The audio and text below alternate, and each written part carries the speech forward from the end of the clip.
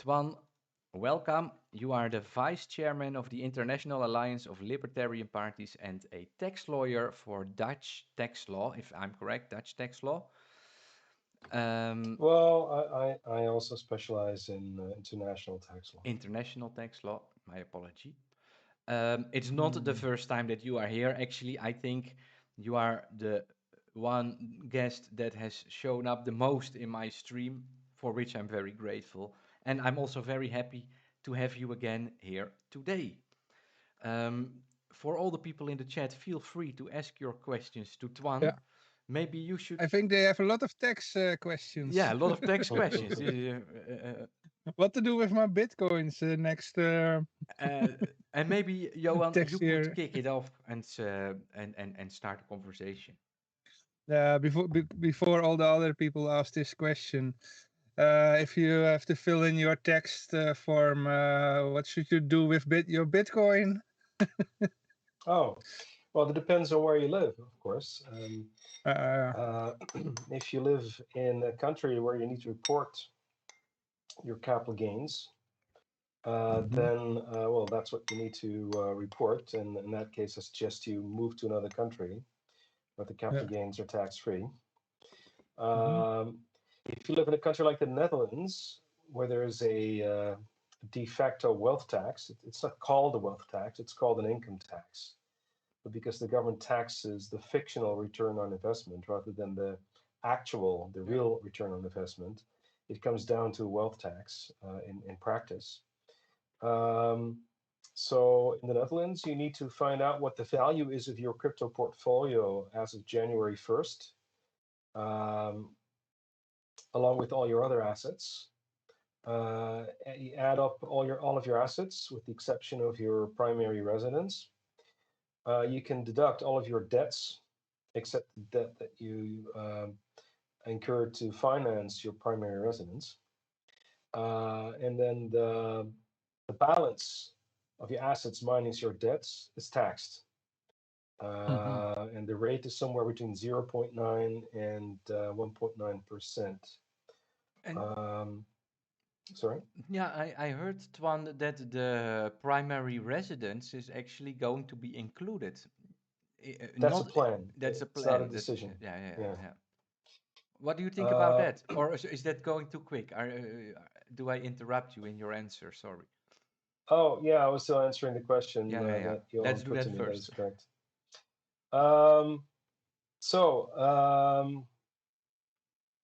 The Netherlands does not tax capital gains on cryptocurrencies unless you're a professional trader. But if it's a private investment, then the capital gains are tax-free, which is a lot better than most countries. Most high-tax countries do tax the capital gains.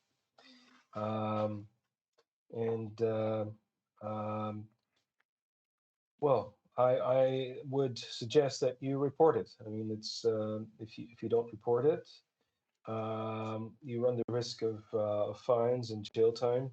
And not only that, your crypto assets, if you don't report them, to avoid that tax, that wealth tax between 0.9 and 1.9%, you don't report it, that means your crypto assets are now considered illegal funds. So if you then spend the money, you are guilty of money laundering. And if you ever want to buy a house or a car, or make an investment in a business, you've got a problem because you have these crypto assets that you didn't report. Yeah. And so the moment you do buy a car or a house or invest in a business or something, you've got something to explain. Bells start they ringing. ask you where the money came from. So I suggest you either leave the country and go to a country where it's not taxed at all, or you report it.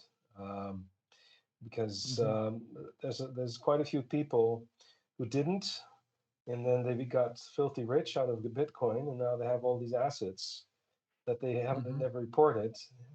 And so even though they're rich, they can't buy a house, they can't buy a car, they can't go invest to in a Liberland. business. They can go to Liberland though. Because if they do, they will get caught. So I wouldn't recommend that strategy. Immigration is then the better. If you don't want to pay the tax, the wealth tax with the capital gains tax. If you live in a country that taxes the capital gains, my suggestion is to emigrate. There are quite a few countries where you can go and live without paying tax on your crypto assets or on your crypto capital gains. One example is Portugal. Portugal treats cryptocurrencies as any other currency, and therefore other currencies are not taxed on their capital gains or on there's no wealth tax in Portugal, and there's no capital gains tax on crypto on currency gains. That includes cryptocurrency gains. So Portugal is a good place to go if you have a lot of crypto assets. Another option you have is Malta. If in Portugal this regime lasts for 10 years, a special tax regime that you don't need as a crypto investor, but if you have other types of income, then Portugal can be advantageous for that as well.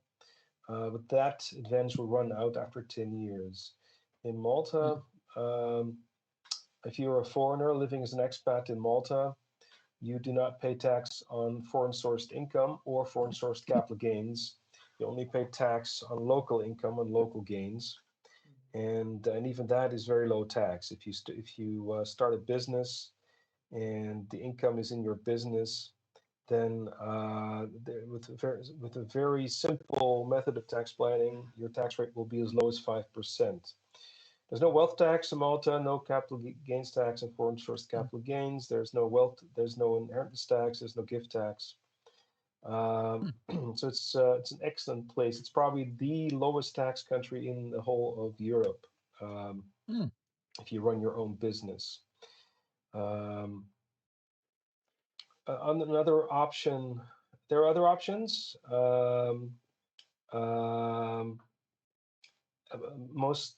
There's a lot of countries in Europe that have a system which is makes a difference between a resident and a domicile. So Malta is one of those, but Ireland, the UK, and Cyprus also have this distinction between residence and domicile.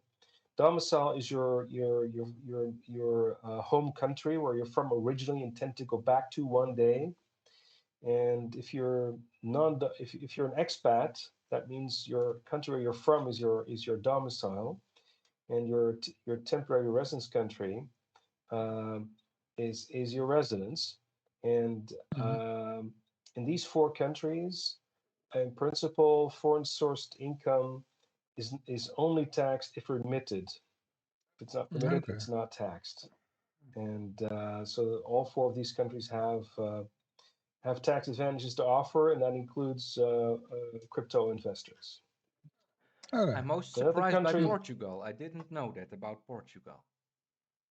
Oh yeah, it's very popular among the crypto community. There's a lot of crypto investors move to Portugal, even Americans. Or Mexico. Well, Mexico, I don't know if it's taxable under Mexican law or not.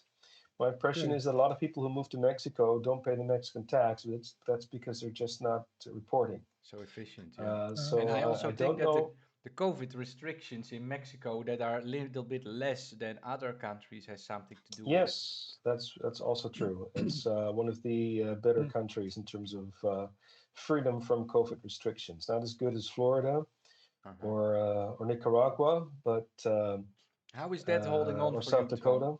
I remember that last time we spoke, you spoke about your life as a second-ranked citizen in the Netherlands.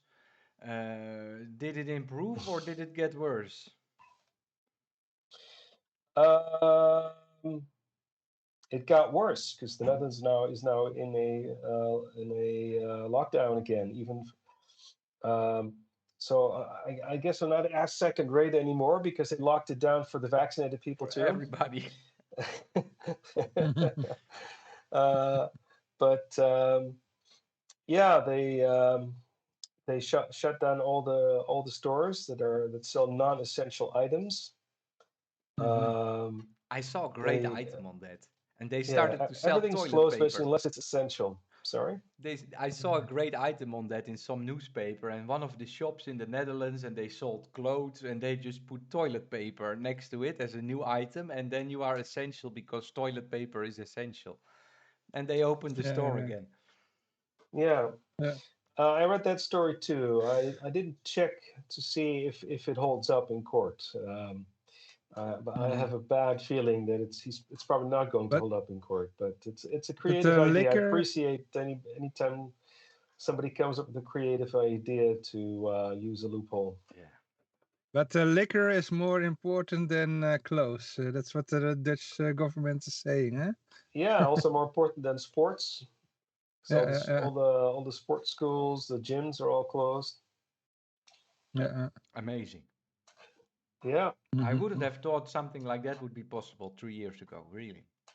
If it makes no sense, it must be the government. Yeah. Huh?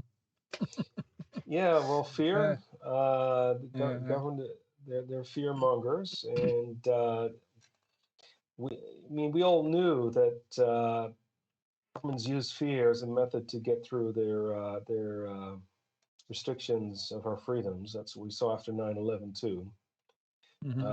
But this virus is a brilliant strategy from the statists. They got all they could ever hope for and more.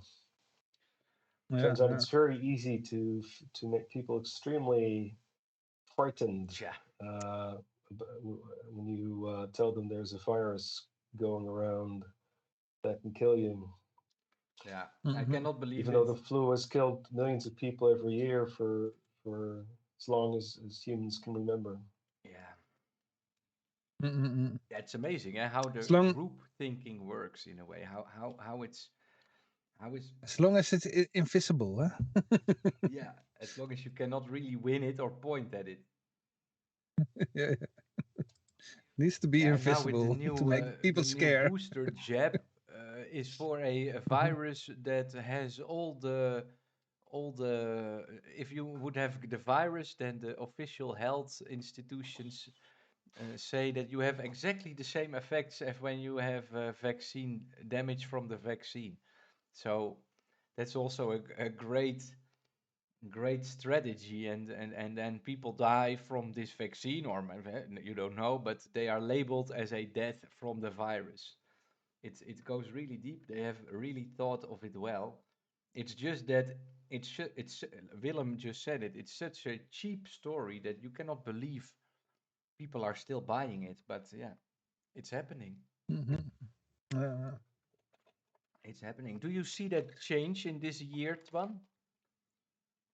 Do you think we have reached peak clown, or will we go further than this? Well, I must say I'm not very optimistic.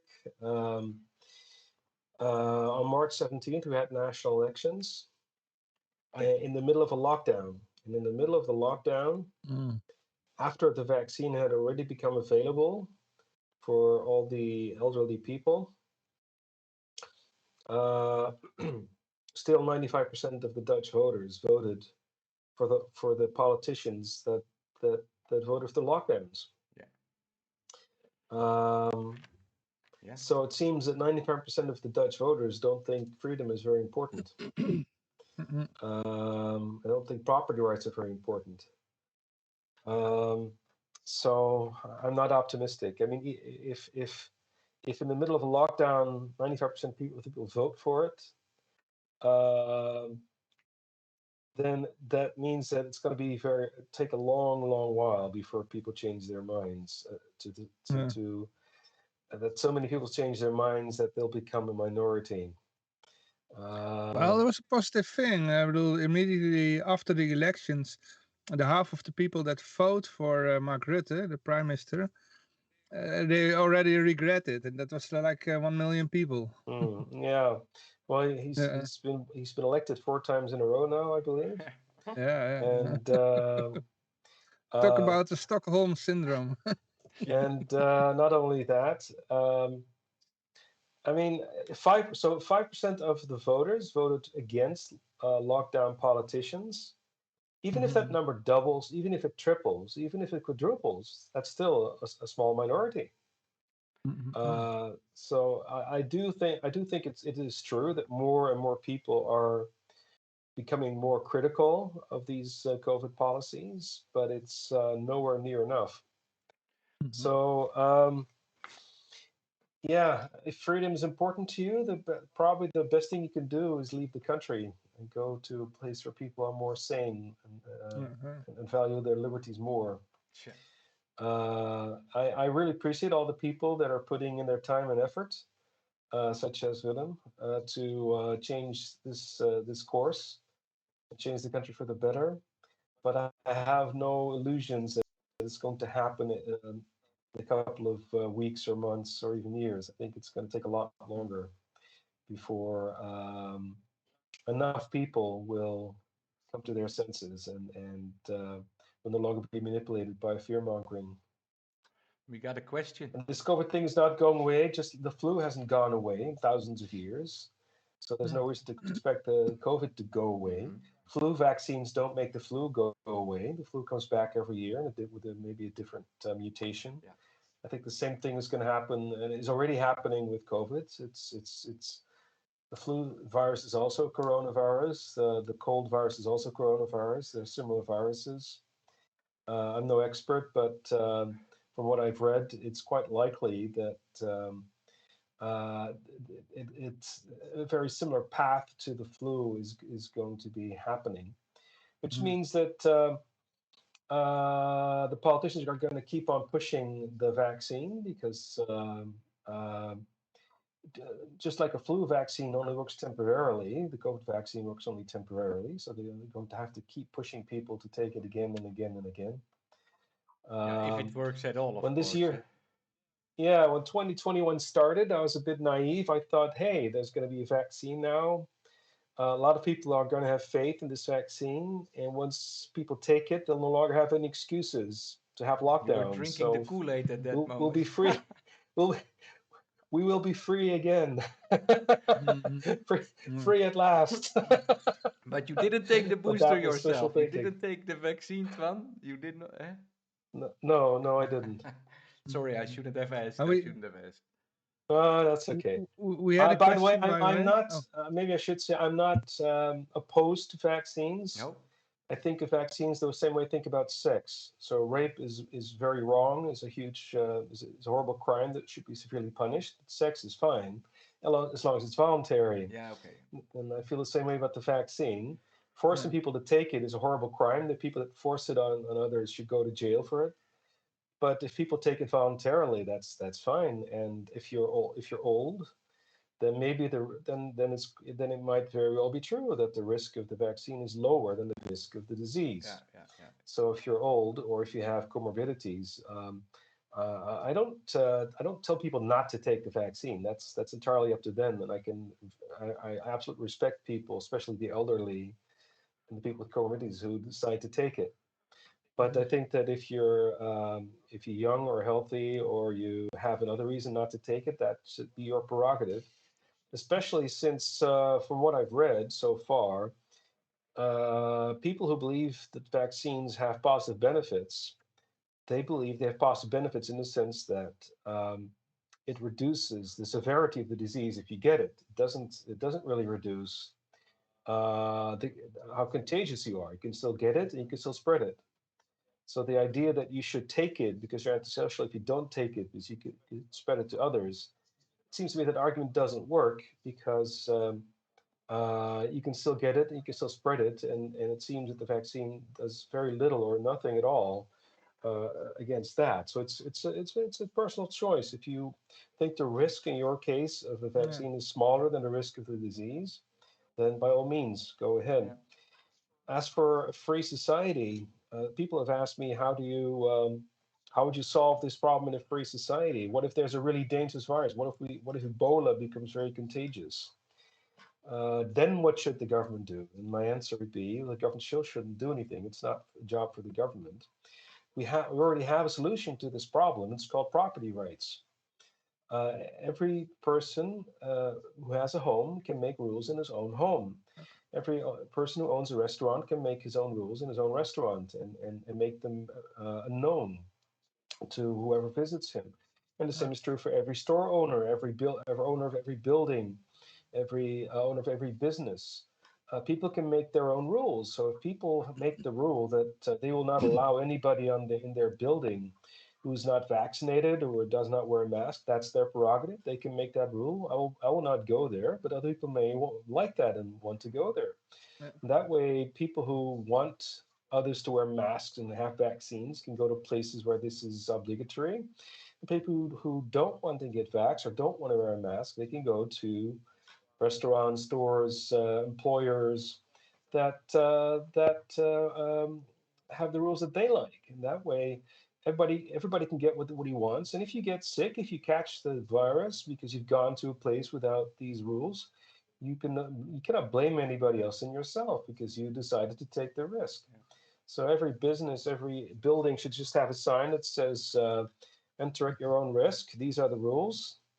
And then it's like smoking. If you go to a smoking restaurant and there's a sign outside the restaurant that says we allow smoking here, and you decide to go there, then you decided to take the risk, even if you get killed from secondhand smoke. That's you can't sue anybody because you assumed the risk when you entered because it was advertised up That's the front. good thing about these streams, Twan. You don't have secondhand smoke from it. Oh You can yeah, just that's talk with yeah, each other, smoke without yeah, the secondhand smoke being a problem. yeah. If you invited me to your studio, then I would have insisted you not I know, smoke. I know, I know. I invited Twan one time to have dinner with me, and he said, "Yes, sure, but you cannot smoke." And I respect it. I respect it. I mean, it's your But there, yeah. uh, but there was a question in Oh, the chat question in the from chat always goes Mark. first, Johan. Yeah, Please do it. yeah.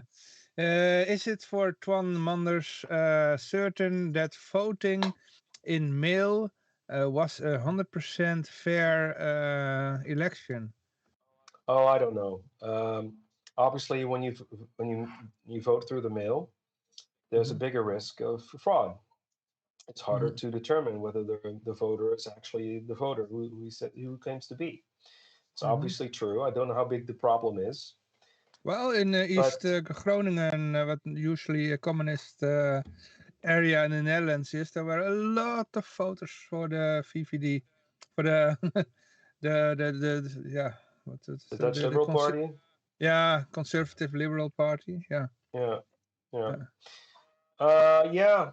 Um, I don't know how much fraud there was.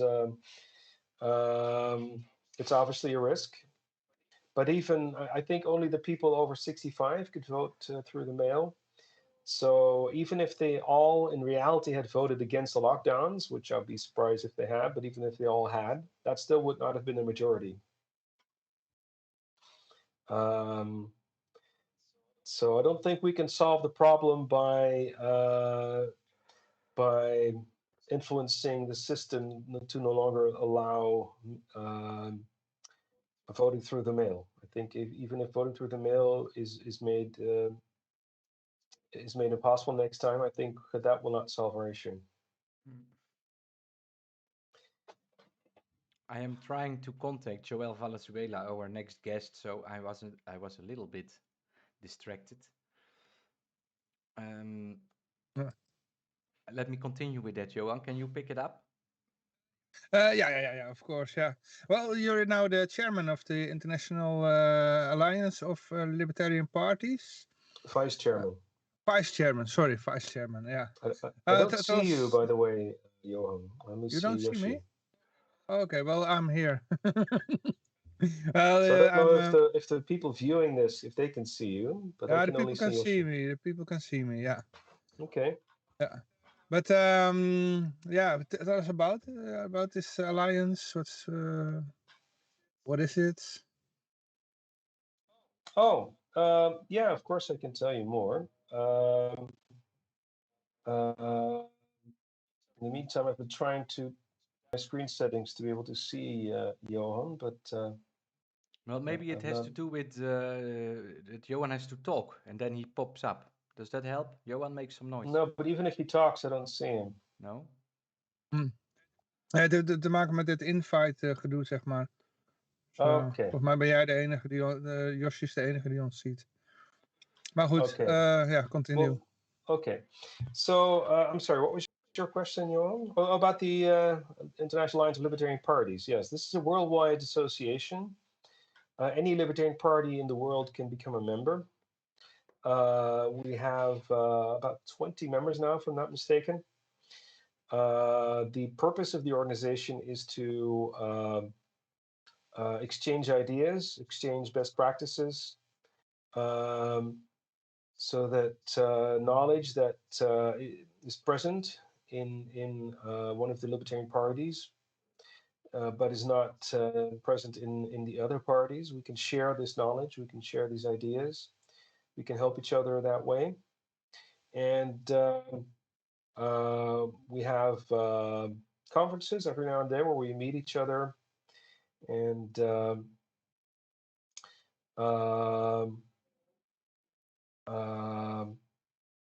that's something that most movements have. I mean, the socialists have their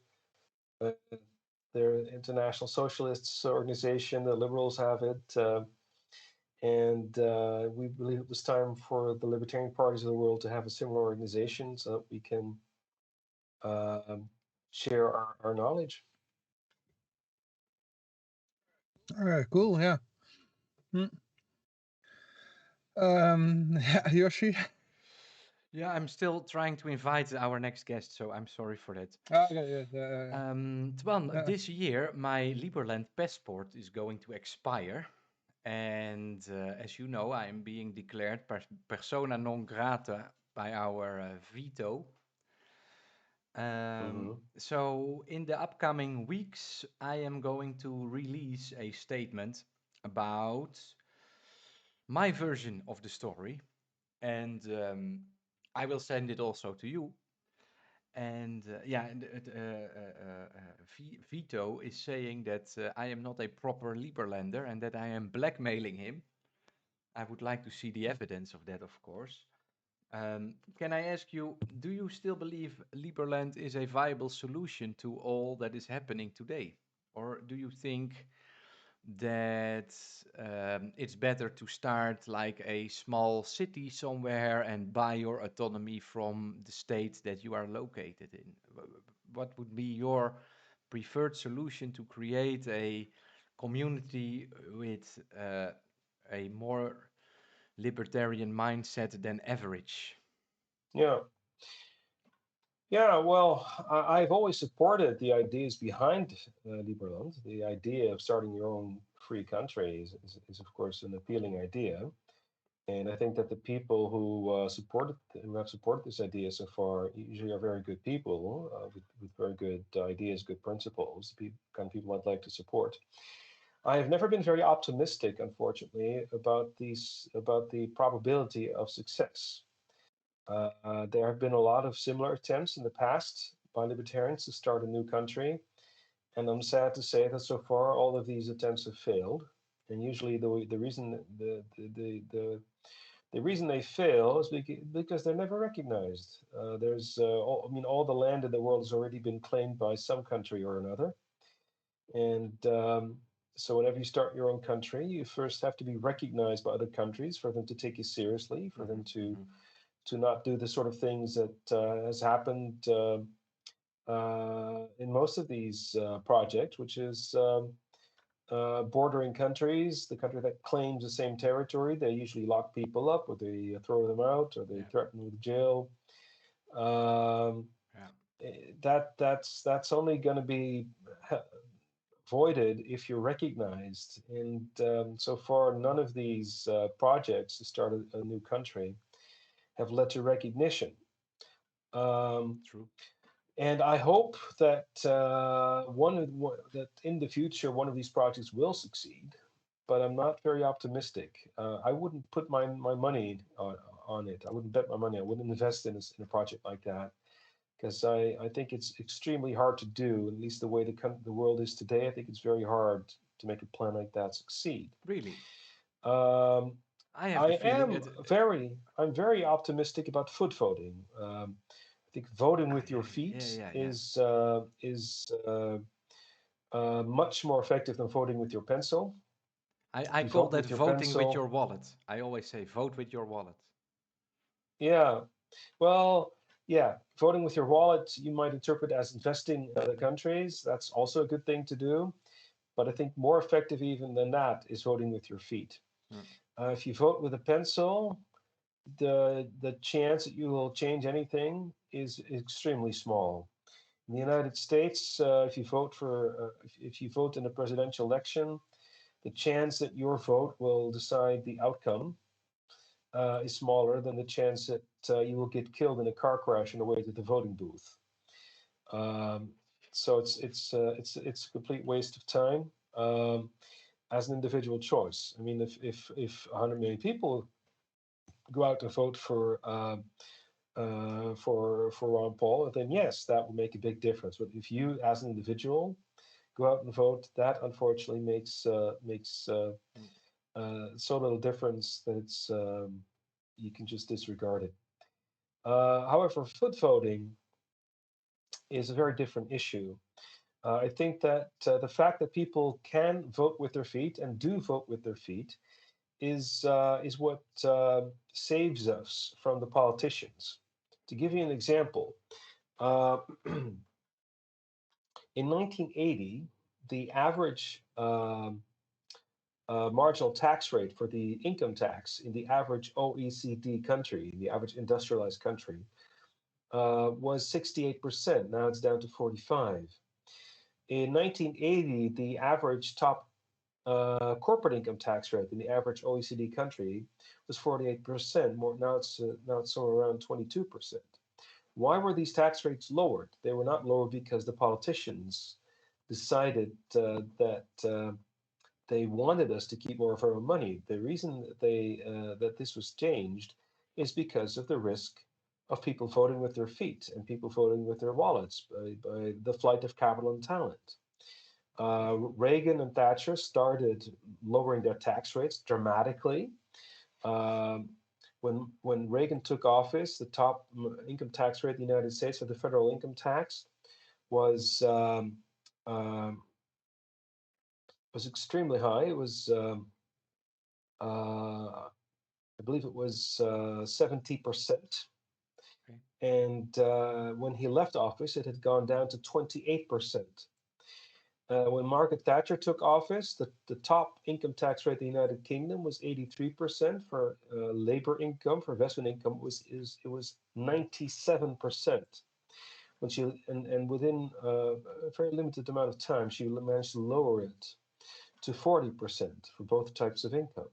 And after they did this, other politicians followed their lead, not because they were in favor of this, like Reagan and Thatcher were. The reason they followed the lead is because of competition, because of the risk of people voting with their feet and voting with their wallets, the risk that people would leave to countries with better tax policy, with lower tax rates, a lower tax burden, and that people would invest in countries with a lower tax burden.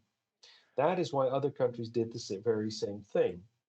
And that's why I'm very much opposed to the idea of having a European income tax or a European minimum rate for the income tax or corporate income tax. Mhm. Uh, Biden has initiated a worldwide minimum corporate income tax rate that unfortunately a lot of countries have decided to join. This is a very, very bad idea because the one thing that saves us from these high taxes is precisely tax competition. Um, so it works in practice. If you look at federalized countries, highly federalized countries like Switzerland, the United States, um, and I mean, the United States before 1913 had an extremely small federal government with extremely small budget and extremely low taxes. And as a result, before 1913, the United States economy grew at a very fast rate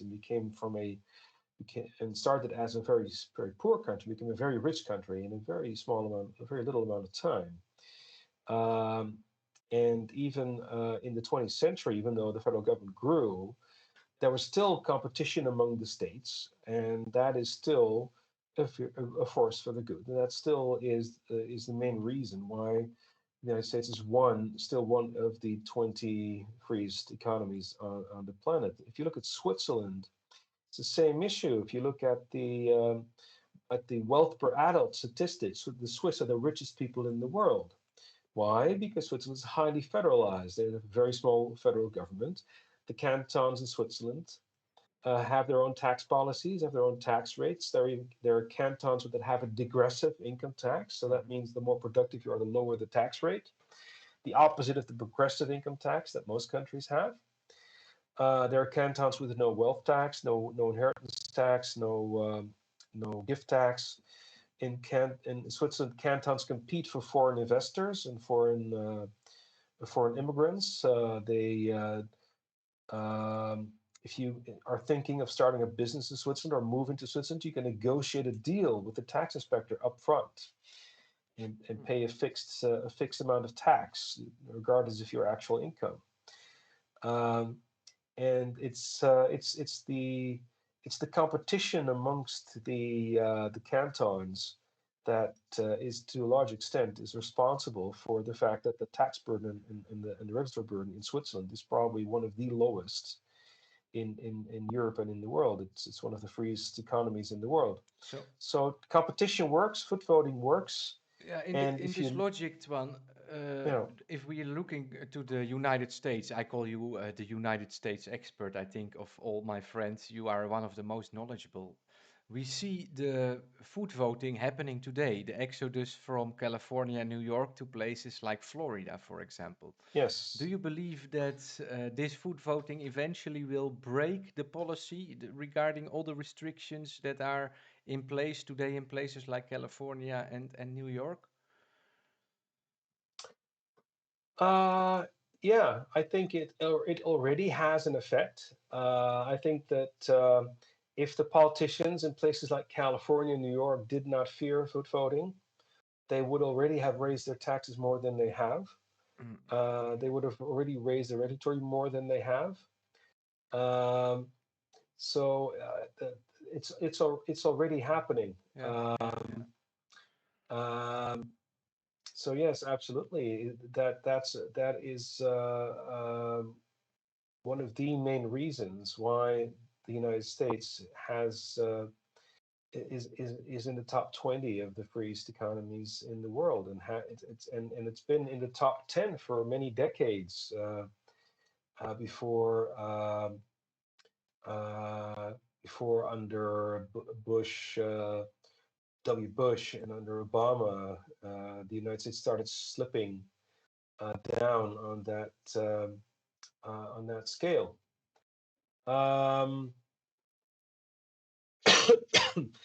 It's there's a graph that I can show you. All right.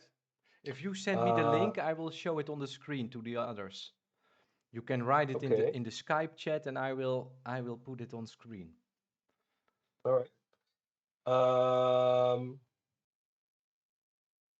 Yeah, the chart shows you that Florida in 2021 has gained 220,000 people. Oh. And Texas has gained 170,000 people. Whereas California has lost 367,000 people, and New York has lost 352,000 people. So it's almost a one-to-one correlation then.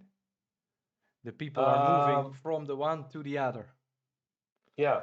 Wow. Yeah. So they're leaving the states that already had the least amount of freedom, but that got even a lot worse during the COVID years. They're moving to the freest states that gotten even freer compared to the rest during the COVID years. Yeah, you asked me to send it to you. I have it on my Facebook timeline. All right, I'll go there. I'll find it. Wait. Okay. Toine. I put it there on December 30th. December 30. That's good to know, because sometimes you can get lost on those timelines. December 30. Let me find. Oh, you are posting a lot, Toine. let's see, December 30, that's 4 days ago. 5, more than 2. Let's see, 4 days ago. Do you remember? No, a little more. Oh yeah, here. I got it. All right, now I just need to show it. Oh, I think I've seen this this image. I hope it's visible to everybody. Oh, I have to click this away. Yes, it's I can zoom in a little bit more. I don't know how well the everybody can read the text, but the top state is Florida, then comes Texas, Arizona, and the losers are California and New York and Illinois. That's for Chicago. To Is show the that's television, you Sorry? F8, F8. I have, yes, The it's on. people. We are Oh, currently I looking at didn't it. see it. Oh yeah, now I see it. Oh, it's a big lag. Yeah, we are now live for 16 hours, so the lag is adding up. I think we are on 10-second lag at the moment. Longer.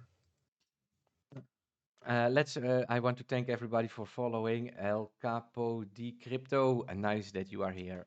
We are doing a Bitcoin birthday stream, and Toine Manders is currently showing us a graph of the movement within the United States. We are talking about the voting by foot, which is visible here. Yeah, New Hampshire is also gaining in population, not as much as Florida and Texas, but it's a much smaller state. And these are absolute numbers. These are not relative numbers. But New Hampshire is gaining, and some of the listeners might be aware of the Free State Project. Some of them might. So I'll maybe should tell you a little bit more about that because I do think it is relevant to our topic. The Free State Project is a project launched by libertarians who said there are millions of libertarians in the United States. But the problem is they're scattered all over these 50 states, and as a result, they're a small minority in every single state, and that's why we don't get much done. So the solution to the problem is to pick one state, and for as many libertarians as possible to move that to that one particular state, so that we become a sizable minority there. And once we are a sizable minority, we will have the influence to change policies, to change the laws, and to increase our freedoms. And the state that was picked was New Hampshire. One reason is it's already a very free state. It's there is a project run by the Cato Institute called freedominthe50states.org. And every year they publish a list of the 50 states ranked in order of freedom based on their scientific research. And the last numbers they have are for 2019. And in 2019, the free state in union was New Hampshire. And for in the years preceding 2019, the free state was usually Florida. New Hampshire was number 2. And so that's one reason they picked New Hampshire. Another reason is that New Hampshire is very small, only has about 1 million people. So that means you have a bigger impact. Yeah. Another reason they picked New Hampshire is because it is a state that has a great many small counties.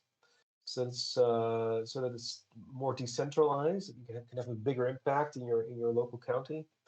Another reason is that they have a huge legislature. I think they have I don't know, more than 1,000 legislators in the state legislature, and it's a part-time job. It's not a full-time job, so it's basically a volunteer job. You hardly get paid at all as a state legislature in New Hampshire, because there's so many of them. It's easier to gain a seat there, and it's easier to have more local influence. And they had agreed up front that once 10,000 people signed a statement of intent to move to New Hampshire, that the move will be triggered. And the statement of intent stated that after that moment, where 10,000 people would have signed, then and the move would be triggered, they would have 5 years to actually move to New Hampshire. All right. And what's the And counter at? yeah, I'm going to fsp.org as we speak to All right. answer that question. Let's see. Let's 10,000 sounds like not so many people. But I don't know. Yeah, it's a a small big community is big, huh? It's a big commitment to Yeah, that's true. to That's move. true. Yeah. I mean, the United States is I think 600 times bigger than the Netherlands. Then Liberland? Oh no, It's no, a no. huge country. So I mean, flying from the Netherlands to New York, that's quicker than flying from Miami to Alaska. And we're flying from Denver Yeah, to it's a Hawaii. huge country. True, it's Yeah. huge. Yeah. So it's and it's in the far northeast. It has cold winters, which is keeping a lot of people. Yeah, the keeping a lot people of in people Florida are from not moving into it. Actually, be surprised that a lot of people that are moving to New Hampshire are coming from California. Whereas California really has a really good climate. This is not it's a cliche, but it's true. If you look at the number of nice days per year, then Los Angeles has like 200 nice days per year. Wow, which is amazing. It's actually most of the California coast has over 200 nice days per year. I think it's even more in LA. So it's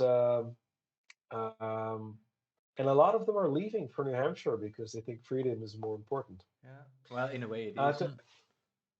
To answer your question, there are 5,223 free staters already in New Hampshire, and an additional 20,000 participants have pledged to move to New Hampshire. 120 companies were started in New Hampshire by free staters. $250 million was invested in New Hampshire real estate by free staters. And 45 free staters have been elected as state representatives. Means they were elected to the state house, the state parliament, or the state senate. And we want to do a similar thing in Spain. You heard about the project? I've heard of it, but Spain, unfortunately, is a big country. It has a lot of people, and it's also especially fairly Galicia. centralized. Yeah, but the regional autonomy that these regions have is not that huge. Look at what happened to Catalonia. So I think the idea to start a libertarian village in Spain is a nice idea, but it's just as a community, because your neighbors will be libertarians. That's the nice thing about it. But I think it is you should not believe that the local town or the local village has a lot of autonomy, that you can actually get out of the taxes and regulations imposed by the Spanish central government or the European central government in Brussels. The idea is that you can elect your mayor and and the police. Yeah, I hope it works. But after what happened in Catalonia, I'm not too optimistic about that. Yeah, that's the problem. If you want to leave Spain, that's the problem. Yeah. So I understand the appeal of living with libertarians as neighbors. That's part of the appeal of New Hampshire for me too. So I'm all in favor of the idea, but we do have to be realistic about what we can promise people who are considering moving. By the way, the chat, somebody's saying groetjes aan Toine van Bas en Soef. Yes, I think you know who they are. Yes. Well, greetings to you too and to everyone. Yeah, and somebody else says, "Let's pack our bags, Toine." Let's pack our bags. Oh, that's the same guy. Yeah. Yeah, I think we should call it a little bit for today. Our hour is done, and I got Joel Valenzuela, the famous Dash streamer, in the waiting list. Toine, thank you so much for being here with us today. I don't know if you want to add anything or have some message like a New Year wish to everybody or whatever. I don't know. This is the moment. Well, I wish everyone a very happy and free New Year, and I wish everybody very low taxes as well. Great. I will keep you up to date, Toine, about my Liberland endeavor, how that is going. Something will happen at some point this year because I'm forced to speak out in a way, so that's what I will do. So I hope to see you back again for another update later in the year. Great that you are always here whenever we plan something. Today is a crowdfunding for Virus Truth and Willem Engel. I am hopefully going to give away 1 million euros later this year. So let's see how that will go. I will keep you up to date on that, and then we will see. We will see. I really believe that 2022 is going to be a great year for liberty-minded people because the system has overplayed itself. That's how I feel like. And everybody, we don't have to do anything anymore. We don't need to talk with each other about how great it is to live in a free society because people are finding out themselves in a rapid pace at the moment. So, yeah, I guess that's it. Toine, thanks a lot. You're welcome. And all the best to you. You too. Yeah. Bye-bye. See you next time. Ciao, ciao. Bye. That was Toine Manders, Vice Chairman of the International Alliance of Libertarian Parties and international tax lawyer. Our next guest is somebody that I am going to call in right now. Let's see